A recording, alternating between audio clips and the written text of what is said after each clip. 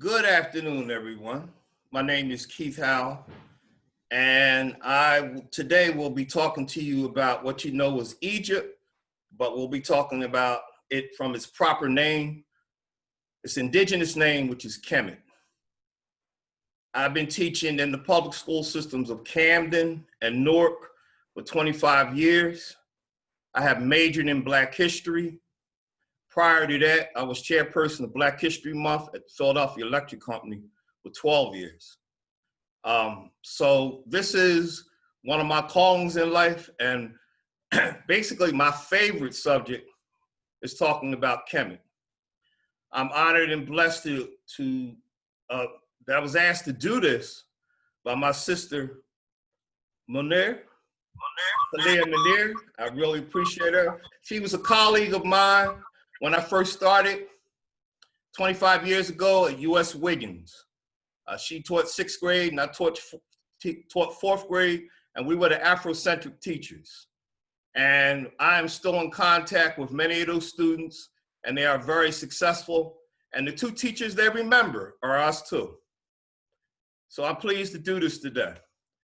The reason why we need to focus on Kemet, especially as Black people, especially as elders, because Kemet is the beginning of civilizations. It was the first civilization. Kemet has given us so much: art, architecture, you name it. They gave us the pyramids, and we're gonna look back at those pyramids.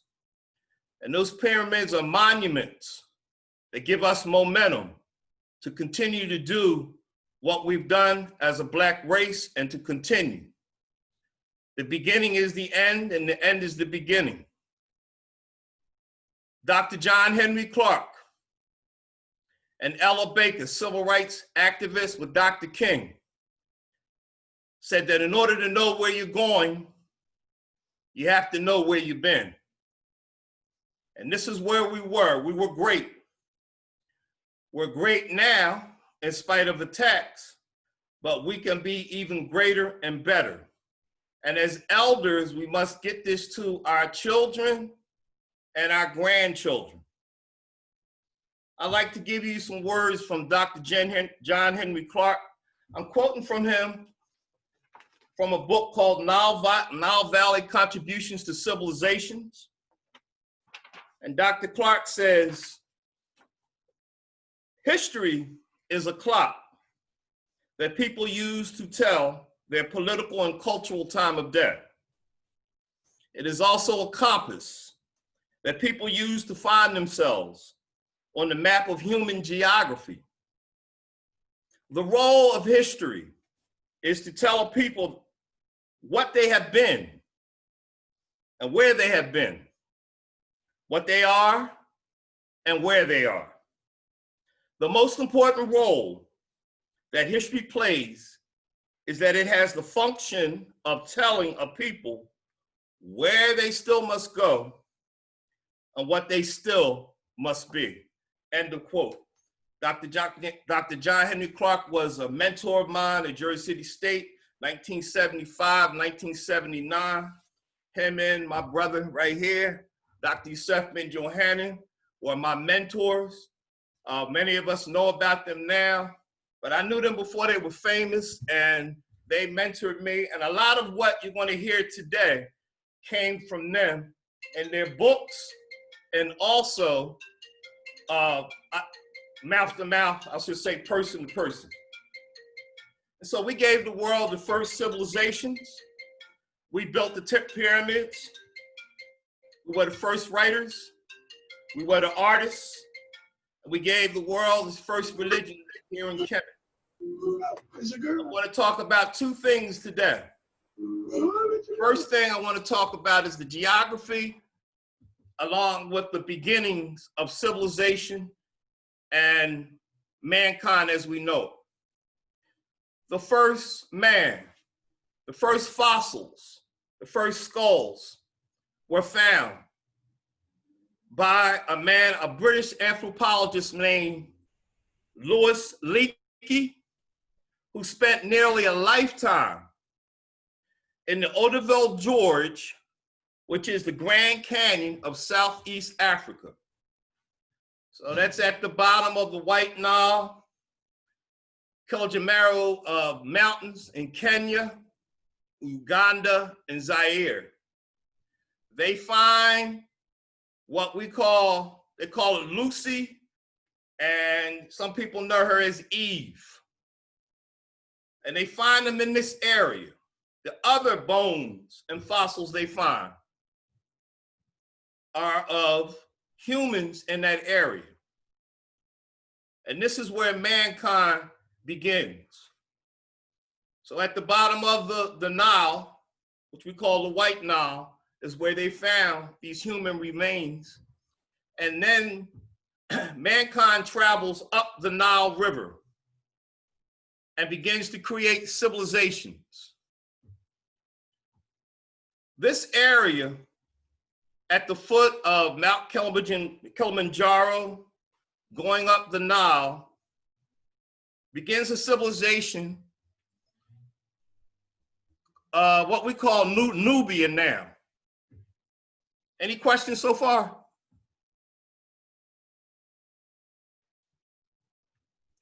Hello? Can you hear me? Yes, we can hear you. Oh. We can hear you, Yes. but we're muted. No, Okay, I just wanted to make sure I wasn't going too fast. I wanted to see if I had No, given you clarity. you're doing great. We good? Yeah. Okay. Yes, sir. So one thing though, the sunlight in the back of you is very bright and it's making kind of a blur. There you how go. about That's now? better. That's better, yes. Okay. Yeah. So civilization starts there. The problem with that civilization now, we have the Aswan Dam, and a lot of stuff was just lost. What we know is that these people, Black people, had at least 12 kings or pharaohs for a period of 300 years. What we do know, finding artifacts, is that the first civilization after that is a place called Ta Seti, which begins civilization as we know it. And a man by the name of King Narmer, or Menes by the Greeks, puts together people and they organize a vast civilization or kingdom that's going to start at Ta Seti and move up all the way up to the Mediterranean Sea and become Kemet. They then go into Greece and set up the first European civilization in Greece. Now, I keep saying they went up the Nile. You watch my hand. The Nile River is unique. It does not flow south. It flows north.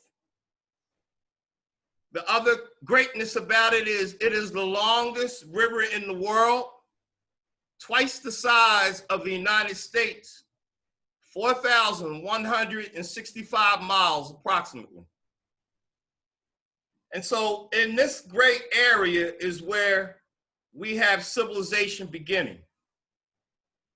We have a document called the Papyrus of Uni, where they talk about the Kemites. They talk about where they came from. I'm sorry, it's called the Edfu text. It's an important document on the early history of the Nile Valley region. It gives us an account of the origin of Kemetic civilization.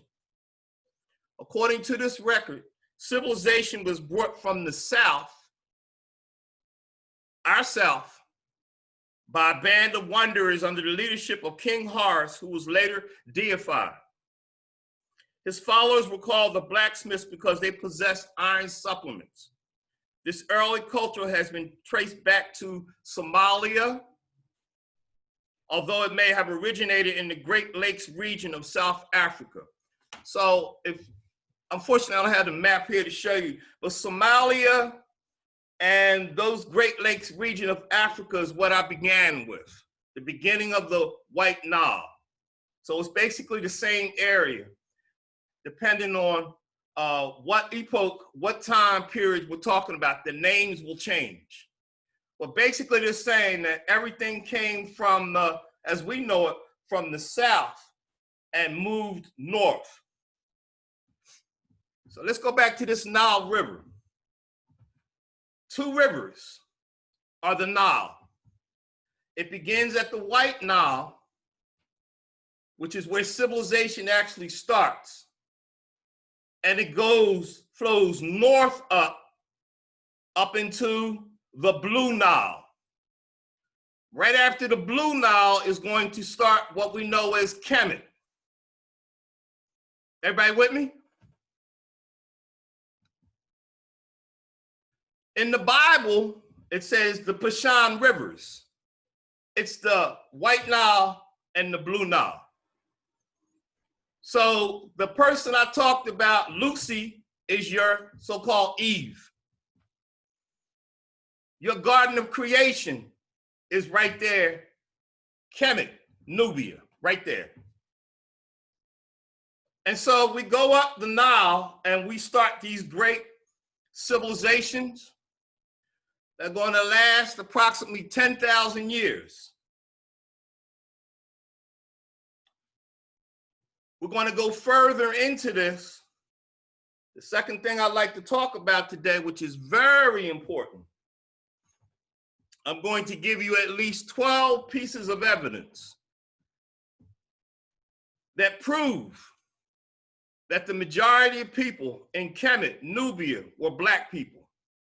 So when I say Black people, look like us. Look on the screen like us. Because people like Budge and the Mummy are going to call us dark whites. Because once they find out we have all this knowledge, couldn't have been Black people, so it had to be dark whites.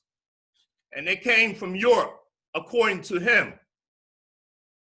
So we're going to disprove that today with factual evidence. The first thing we need to look at is Africa itself, especially Central Africa, where the origin civilization begins. It's by the equator. It's hot. If you're hot and the average temperature there is 125 degrees, the people that come out of that are going to be dark-skinned, Black. Their hair is going to be woolly. The noses have to be big because they gotta take in air to breathe, it's so hot. And likewise with their mouth. As time evolves, we're traveling up the north, we want to go to cooler places. And then at some point, we cross the Mediterranean and go into Europe.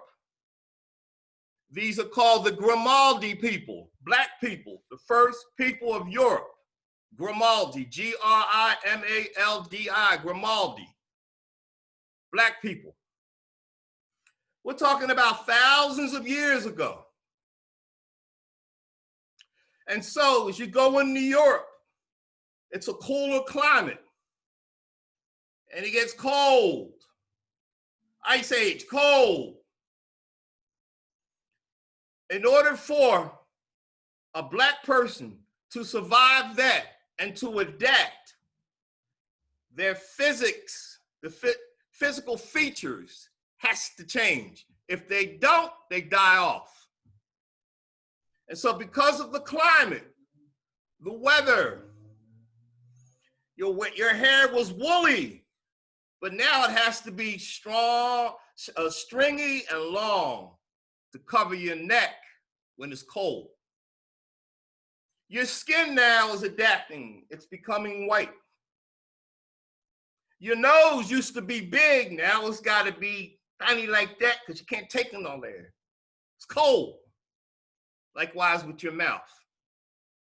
This is really formalized at the Caucasus Mountains near Russia, hence the word Caucasians. So from that, that's a big number one, why the origin of civilization, Kemet, Nubia, were black people. Number two, there's no proof of any whites coming from any civilization in Europe, Russia, anywhere else, coming into Africa and creating this great civilization. All of a sudden, as John Henry Clark said, where'd you come from? What did you have before if you were white? They weren't. But people had to make this up. Racism is really invented when you start the slave trade. You got to justify enslaving another man. How could you say these people are great when you're getting ready to enslave them? So we have the fact that the climate, number two, where did they come from? There's no proof that they came from Europe. And any questions so far? Okay. The word Kemet, K-E-M-E-T. Back to him and my other white scholars. The first thing they're going to tell you is, oh, Kemet was the black silt that came up from the bottom of the Nile River that fertilized the land during one of its 3 seasons. That would be the inundation period, when all of this black silt came up and it fertilized. And this is where we got all the foods. True. But when we go into the Medu-Neter, y'all know that as the hieroglyphics from the Greeks. The Medu-Neter was their language written in the book of Ani. It's like their Bible. It describes Kemet with a piece of black charcoal, which signifies face, nation. So Kemet really means the land of the blacks.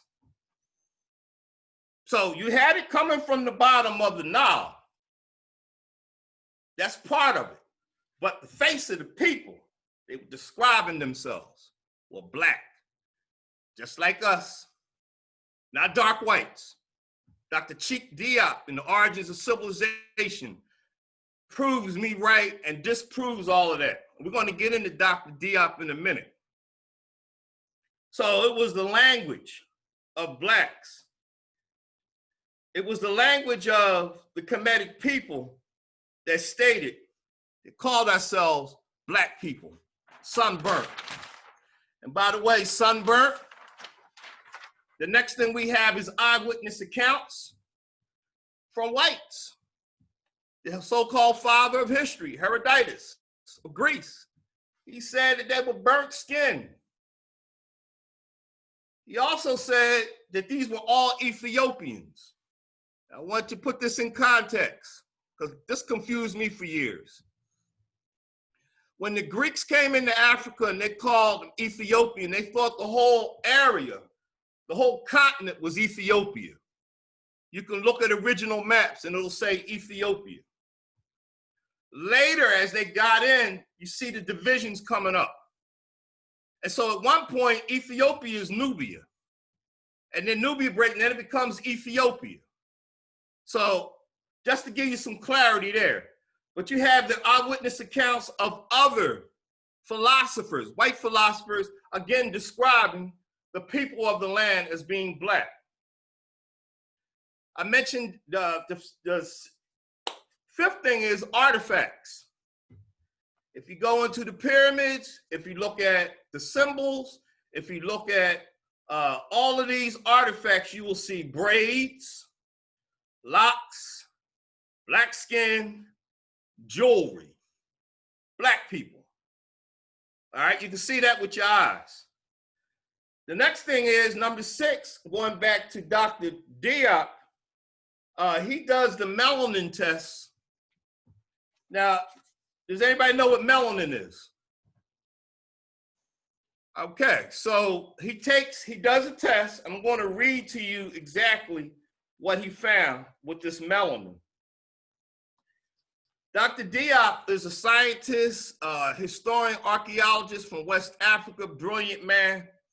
And so he's doing a symposium with all of these scholars around the world.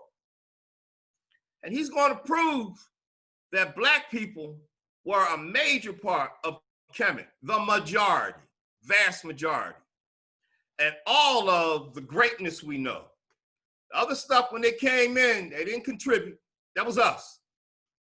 So he says he invented a melanin dosage test and applied it to the royal mummies in the Museum of Man in Paris. Mummies from the Marietta excavations. So in other words, they took these mummies and they stole them. Something about the mummies, they got all these formulas, some of the things that funeral directors use today to make you look good when you leave this earth. Well, we knew about that. And they found us in the mummies. And another day, hopefully I'll be invited back to show you all the stuff they stole. Like the big thing you see in Washington. What's that, the Lincoln? That's the Tecons. That comes from Kemet. Many of them were stolen and placed all around the world. Well, they stole this mummy and they put them in the Museum of Man in Paris. So Dr. D said, all right, I'm gonna show y'all something y'all stole. I'm gonna prove to you these were Black. Now he's a chemist. And so they stole this from the Marietta excavations. They actually dug these people up and they went in the pyramids.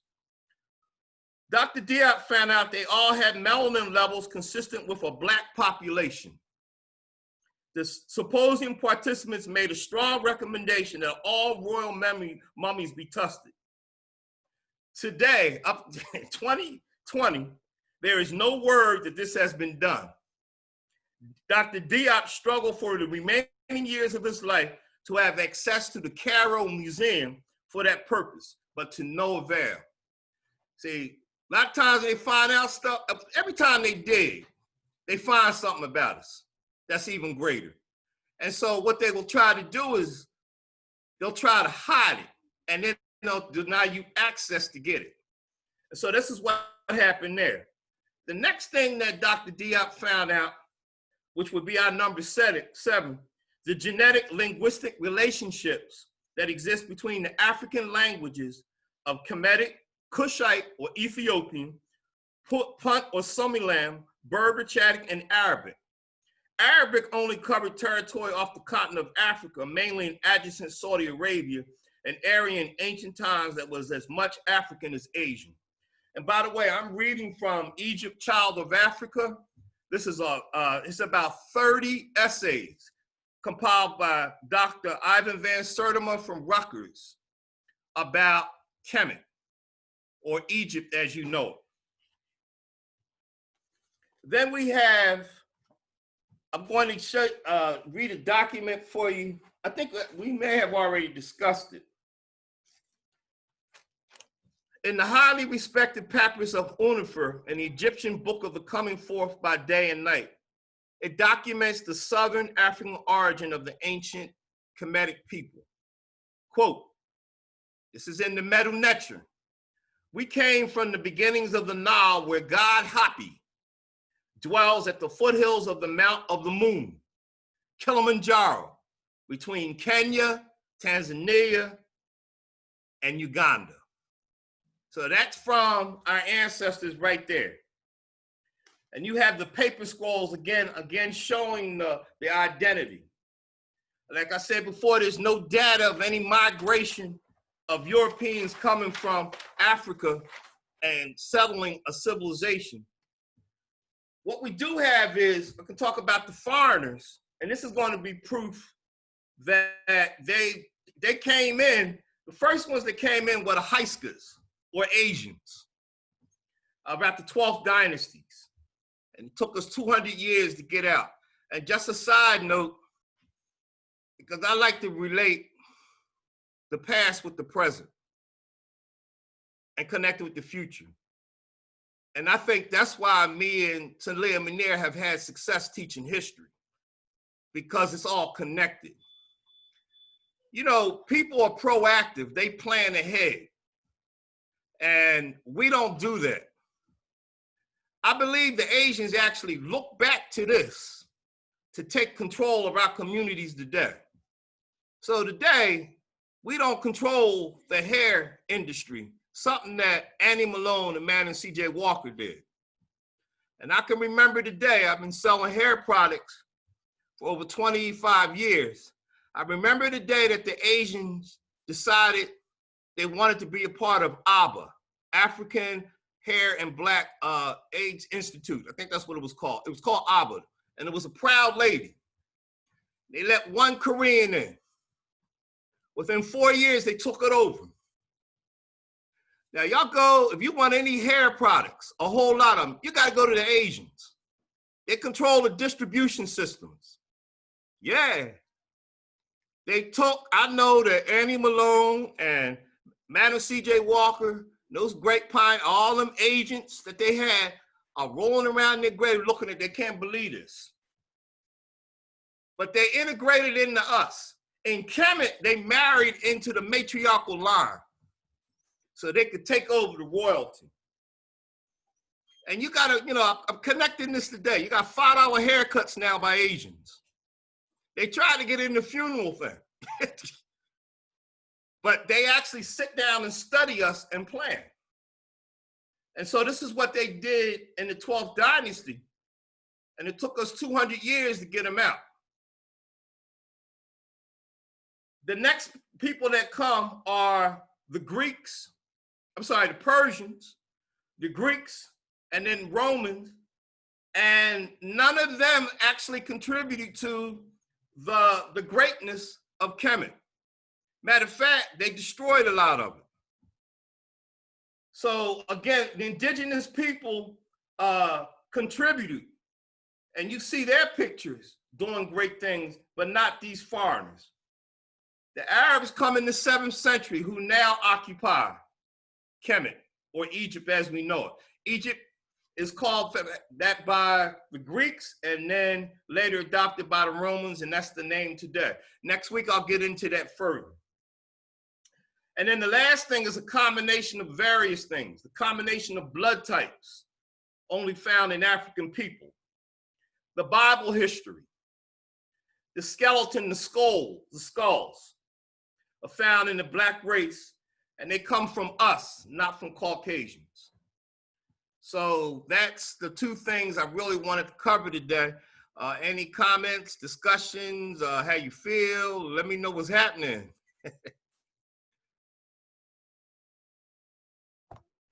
When I was in Egypt a few years back, I stayed there for the summer, and I visited the Cairo Museum. And one thing I noticed is how the civilization went down after the invasions. Even the mummification of the pharaohs were not the same, and it was very obvious, and they spoke to that. They didn't talk about the invasion, but it was apparent that after certain situations occurred during some of the later dynasties, that the civilization actually start to erode under the invaders. Could you speak to that? Yeah, it was diluted. I'm thinking about Aristotle. Oh, I'm sorry, Alexander, and how they took the libraries. They destroyed a whole lot. And then what they had, they claimed that they did it. Mm-hmm. And so a lot of things that we see today, matter of fact, Greek philosophy is really not a philosophy. All of them either studied in Kemet or stayed in one of the universities outside of Kemet. And they were taught by our ancestors. Socrates spent 40 years missing somewhere. And that's where he was. He was over in Kemet and he was studying.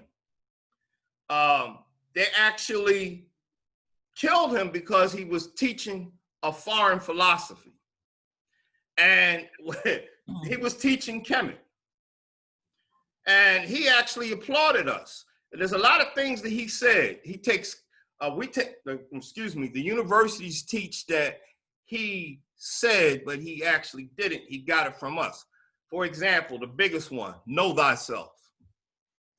Know thyself was found in the inscriptions when he walked into Waset, the other universities in Kemet.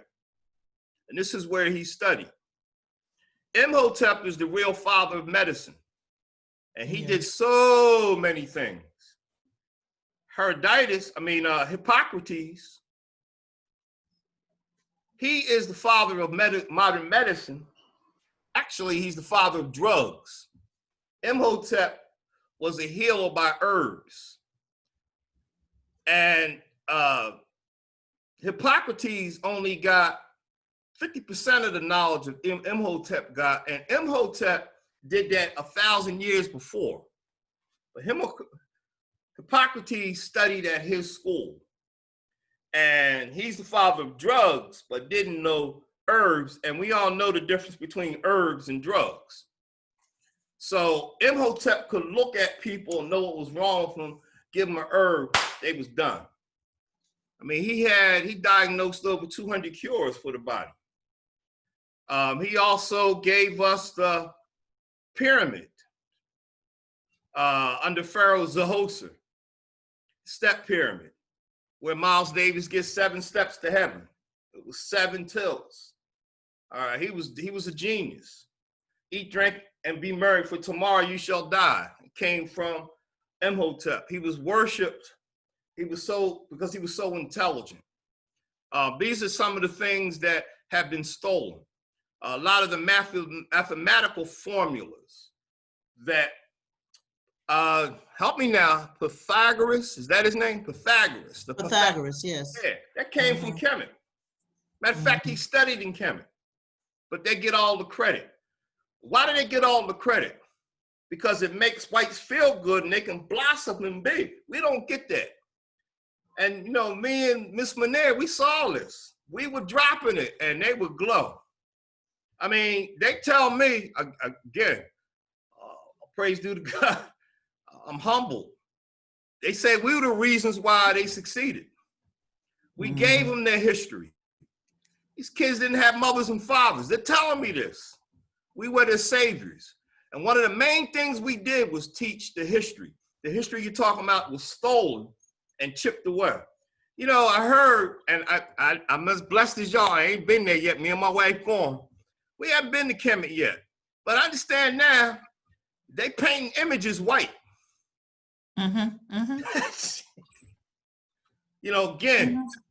to make themselves look good, whites look good.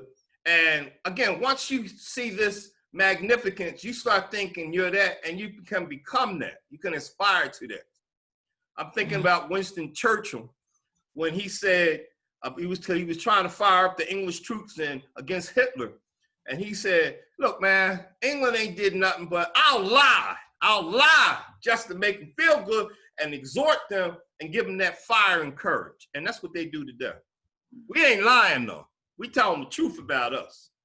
Truth is the light. Go ahead, Ms. Munir. What I wanted to say was I've been to Egypt 3 times, alhamdulillah. And what I've noticed is that any of the pictures or any of the souvenirs or paintings, anything that they make now, they make it look European. Wow. All of the people are fair skinned with pointy noses. They look nothing like the original people. The Arabs have actually taken over the artifacts, the ruins, all of the things that have been left by our people, and they claim it as theirs, but they had nothing to do with it. Arabs came many, many thousands of years later. If you go to Nubia, the Aswan area, that's where you'll see more of us, our color. And that's where the original people are, in that area called Nubia and Aswan. Yes. That's the origins. Good. Yeah, awesome. So yeah, we have any questions and any more comments? Y'all scholars. I feel at home. You want to add anything? because what I wanted to do before we go to, I just wanted to, next week, I'm probably going to get into the Medu-Neter pyramids, what they actually mean, the spiritual system in Kemet, her market, which we know is the Great Sphinx. And it's a totally different concept than really what her market was when we look at that. So right now I wanted to share this with you. This is my first time doing the Zoom, and I was doing the easel board first, but the words came out. We couldn't figure it out. I got my cousins and everyone. And so finally, my cousin who teaches Zoom, she said, well, you can put it in the screen. She knew how to do it, but she's in Washington. And then I had my grandchildren come. I just didn't have the time to do it. But next week, I want to do that so we can really get a picture of her market and what it means to us as African Americans. It's something that I've done with the African American males. And basically her market is, you're a mammal, but you are God's highest creation. You can think. And I've seen a lot of so-called wannabe gangbangers actually be blessed by that and get the revelation. But I really want to have that on the screen. And then the tech line, I want to talk about that, which ties into the spirituality of Kemet and the Ankh, which is very important. Yes. That's the other thing. Yeah, those are the 3 things I was going to focus on, 4 things I was going to focus on next week. So what's the difference between Kemet and Nubia? So Nubia creates Kemet.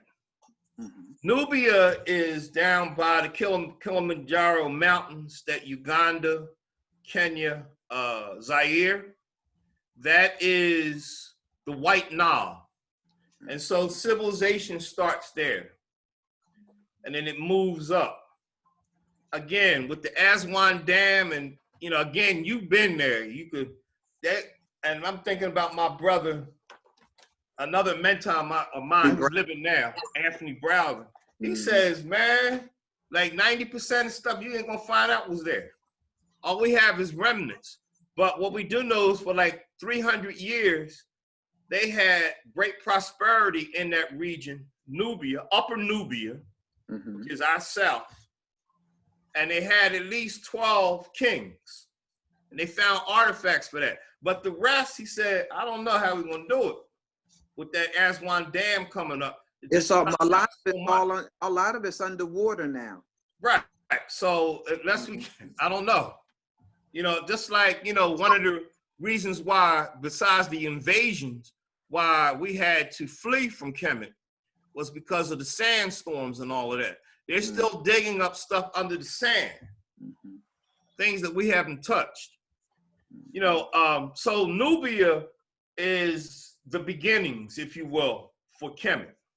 And then Nubia, again, we're going to go into Taseti, T-A-S-E-T-A-S-E-T-I, which is around the beginning of the Blue Nile, and that's Lower Nubia. Lower moving up to the Mediterranean, moving into Kemet. That's a great civilization. All right, and we found, Dr. Browder found, not Dr. Browder, he expanded on it, but there was an incense holder found there. And this little object just tells about the kingdom there, talks about the double crown. And again, that double crown means the unification of Nubia and Kemet. Yes. So a lot of what we know as Nubia actually, depending on what time period, can also be Ethiopia.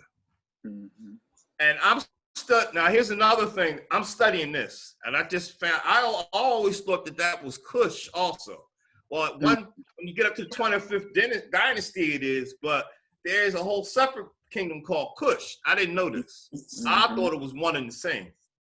I thought it was just a different name, but it's right there, right in that area. And these are black people again.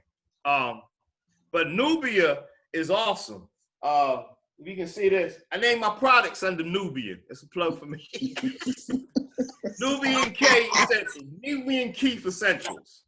You know, Nubia. So Nubia is powerful. Nubia is the land of gold. So much gold, there's so many minerals, rich people. And as my sister said, yeah, that's where the black people are, still there, Nubia. So, I mean, that's a great place. And then the 25th dynasty, we take it back.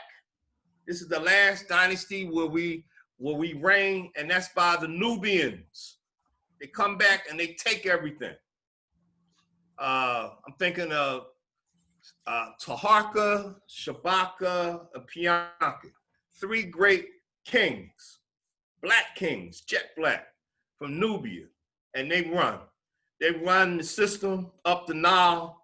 And that's our last dominion for the foreign. Who defeated them? I believe it's the Persians. Yeah, Persians, yeah. Persians, yeah. Okay. And I believe it's the Persians. Okay. And so, and that extension, I mean, I teach this so much, but you know, Kemet is, you got that whole area, that's 10,000 years. You got so many dynasties. I remember when I was in college, Dr. Clark and Dr. Ben, and I'm sitting there like, wow, they're arguing about which dynasty was the best. I mean, they had that much knowledge. I could say that probably, to me, I don't know, I can't even say that, but one of the greatest would be Ramesses. I mean, he built 67 pyramids. He had a beautiful wife. I mean, they reigned together. He built one for her. And, you know, he's got a statue of him being real big, and his wife, Nefertari, is real small. And the Europeans saying, well, that shows he was dominant, this and that. No, it shows that he was protecting her. You know, so those are the type of things. But that was a great, there's so many dynasties. Hopefully in my new walk, my new era, I'll be in a community center or something with some kids. So we can actually get into that heavy and actually debate for fun. You know, like I saw my elders, my scholars do it. And that would make us great, because then we can start incorporating some of that. See, that's the greatness of all of that. And again, I name my products after what I learned. I got another product coming out called Tassetti. And then another line called Tameri, which was the southern part or the upper part of Kemet.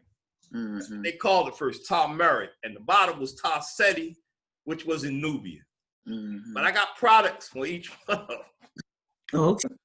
That's good. What kind of products? All right, so all of my products are plant and fruit based. No chemicals, no alcohol, no problems. All good. Talea Munir is a big customer of mine. I have 25 different soaps, from mango to lavender. And then I have these body milks, which are lotions. Mango, you say on my blog, if you will, we need to support each other, because when you support us, you're supporting the community. Well, at least it should be that way. But I practice what I preached. On 25 years of teaching, I've hired 75 students, and I've put them to work. Some of them have businesses now. Some of them are in other professions, but they know to support Black businesses because I practiced what I preached, and they saw the value of it, which other people see except us. How that hooks up a whole community. You know, the Asians and their communities, their dollar stays there 25 to 28 days because they're supporting each other. The Jews, 20. Caucasian, about 15 days. Latinos got a little bit better, 4 or 5 days, maybe. Us, at the most, 1 day. You know, so we had those conversations. I have them in my family. Well, I support you, Keith. No. Get the science of it. Get up what everybody else is doing. They're all hooked to each other. They rely on each other. That's something we have to develop. That's what the Honorable Marcus Garvey wanted. And if we do that, will become much more viable, and put this in it. So one of the reasons why I'm going to Kemet, I want to get some of their jewelry and stuff. You know, I want to bring that back, those artifacts.